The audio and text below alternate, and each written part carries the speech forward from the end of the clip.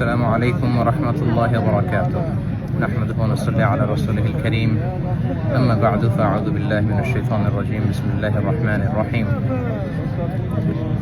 পবিত্র মক্কাতুল মুকাররমা থেকে আপনাদের সবাইকে জানাচ্ছি আন্তরিক শুভেচ্ছা এবং মুবারকবাদ।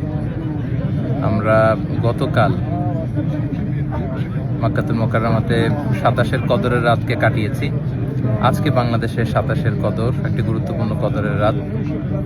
আল্লাহ রাসূল সাল্লাল্লাহু আলাইহি সাল্লাম, আমরা জানি যে লাস্ট 10 ডেজ অফ রমাদানের রাতে ঘুমাতেন না, একান্তভাবে তিনি ইবাদত করতেন। আমরা গতকাল দেখেছি লাখো লাখো ধর্মপ্রাণ মুসল্লিরা কাবার প্রান্তরে কেউ উমরা করেছেন, কেউ কিয়ামুল লাইলে অংশগ্রহণ করেছেন, তারাবিতে অংশগ্রহণ করেছেন। আলহামদুলিল্লাহ, আজকে বাংলাদেশে 27-এর কদরের রাতকে আমরা উদযাপন করছি। আল্লাহ রাসূল সাল্লাল্লাহু আলাইহি সাল্লাম আম্মা জান আয়েশা রাদিয়াল্লাহু তাআলা আনহাকে এই রাতে একটি বিশেষ দোয়া পড়তে বলেছেন। তিনি বলেছেন যে, আয়েশা, তুমি যদি এই রাত পাও তাহলে তুমি পড়বে আল্লাহুম্মা ইন্নাকা আফুউন তুহিব্বুল আফওয়া ফাআফু আন্নী, অর্থাৎ হে আল্লাহ, আপনি ক্ষমাশীল, আপনি ক্ষমা করাকে পছন্দ করেন, আল্লাহ আপনি আমাদেরকে ক্ষমা করেন। আল্লাহ রাসূল সাল্লাল্লাহু আলাইহি সাল্লাম রমজানের শেষ দশকে যখন পৌঁছতেন, তিনি ইদা জাআল আশরু আহিয়াল লাইলা ওয়া আইকাযা আহলা ওয়া জাদ্দা ওয়া শাদ্দাল মিজহার, সারা রাত জেগে ইবাদত করতেন, পরিবারের সবাইকে জাগিয়ে তুলতেন, ইবাদত করার জন্য বলতেন। এবং সারা বছর কোরআনের যে আয়াতগুলো নাজিল হয়েছিল এগুলো তিনি জিবরাইল আলাইহিস সালামের সাথে রিভাইজ করতেন, তিনি শোনাতেন। জিবরাইল আলাইহিস সালাম আল্লাহর রাসূল ইসলামকে পড়ে শোনাতেন।